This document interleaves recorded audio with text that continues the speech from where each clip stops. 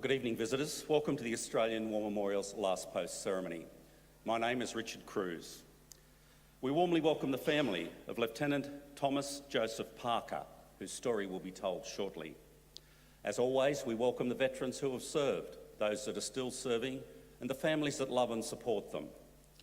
We acknowledge the members of RSL Services Clubs Association, RSL Victoria and RSL Queensland, who are watching the broadcast of this ceremony across Australia.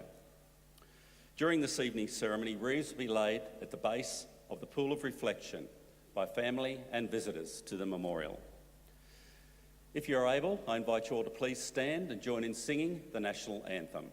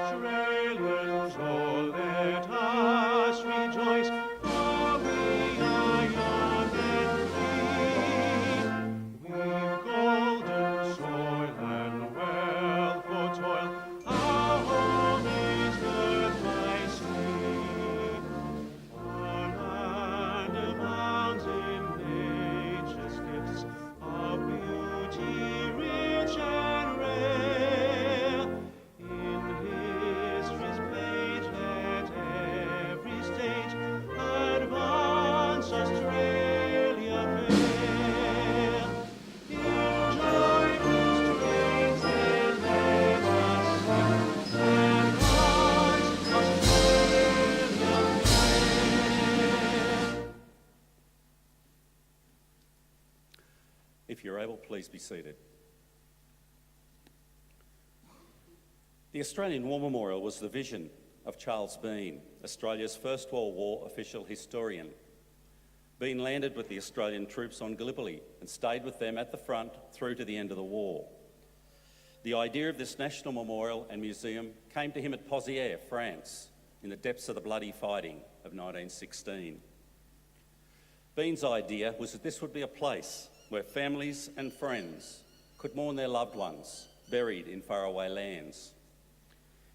It would also be a place that could help all Australians understand what these men and women had endured and what they had done for us.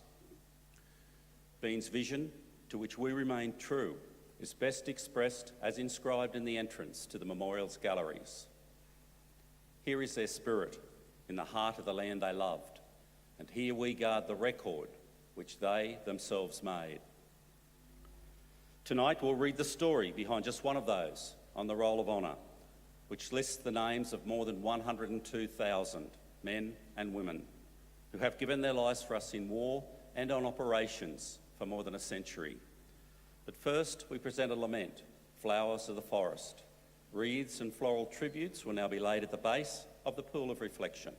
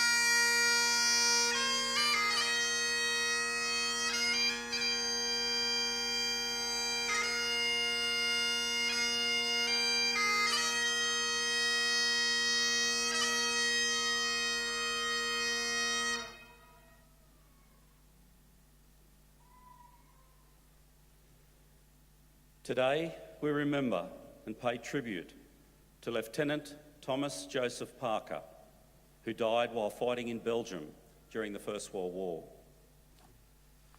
Thomas Parker was born in Bendigo, Victoria, on the 6th of September 1883, the son of John and Emma Parker. Known as Tom to his family and friends, he attended St Killian's School in Bendigo before enlisting in the Australian Army in 1901 at the age of 18. A professional soldier, Parker had risen to the rank of Staff Sergeant Major in the 8th Australian Infantry Regiment before the outbreak of the First World War. Due to his military experience, when he enlisted in the Australian Imperial Force, he received his commission as a second lieutenant. Parker joined the 3rd Division Signal Company and sailed for England on board the transport ship Ascanius in May 1916. He undertook training for 4 months in England and was promoted to lieutenant before sailing for France in November. The Signal Company was responsible for the 3rd Division's communication. They often worked alongside engineers and pioneer units, digging communication trenches, laying electrical cables, and connecting officers with telephones. They maintained the division's motorcycles, which were used by information carriers, and moving officers around the battlefield. The Signal Company also trained and handled the division's carrier pigeons, which were trained to relay messages quickly and accurately. Parker began working with the 3rd Division in December, when the unit was stationed at Steenwerk in northern France, enduring cold and wet weather.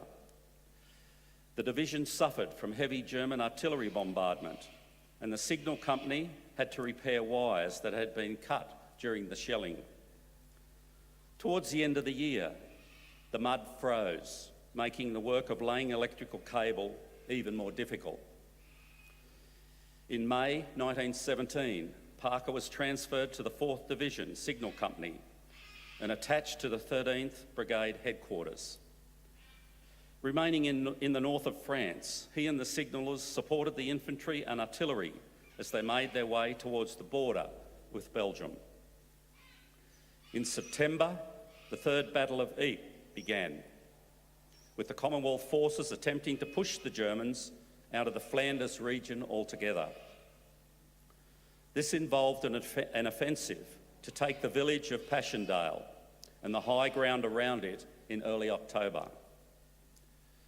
During the fighting, Parker and the 4th Divisional Signal Company were stationed at Zonnebaker, northeast of Ypres.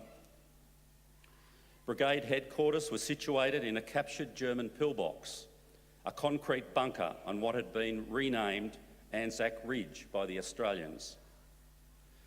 In the afternoon of the 12th of October 1917, Parker and a chaplain, Father Bergen, were standing at the doorway of the headquarters when a German shell exploded nearby, killing both men. Thomas Parker was 34 years old.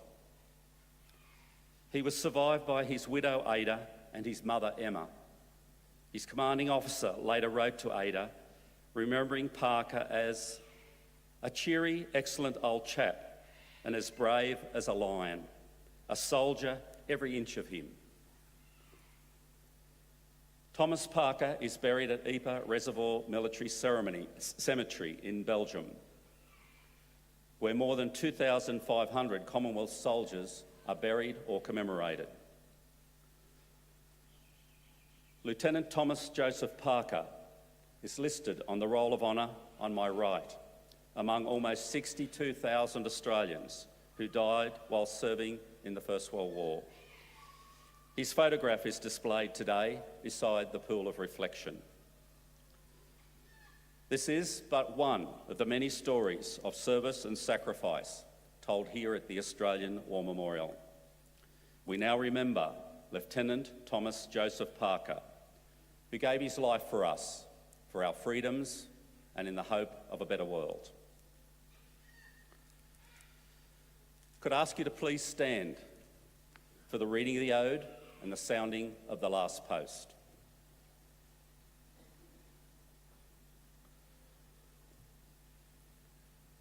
They shall grow not old, as we that are left grow old. Age shall not weary them, nor the years condemn. At the going down of the sun and in the morning, we will remember them.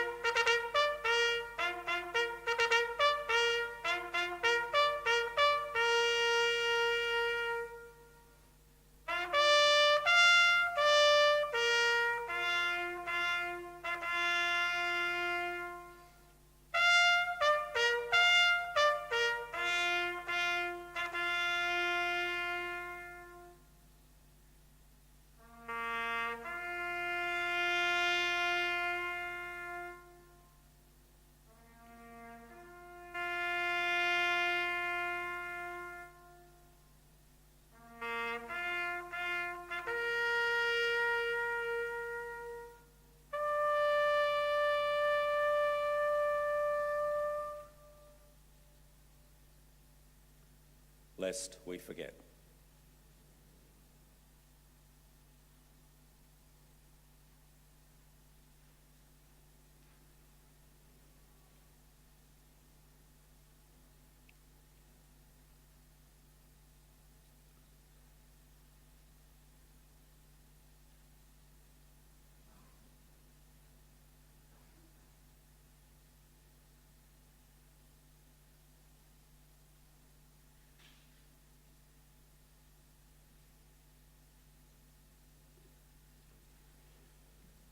We leave you this evening with the words of the memorial's founder, Charles Bean.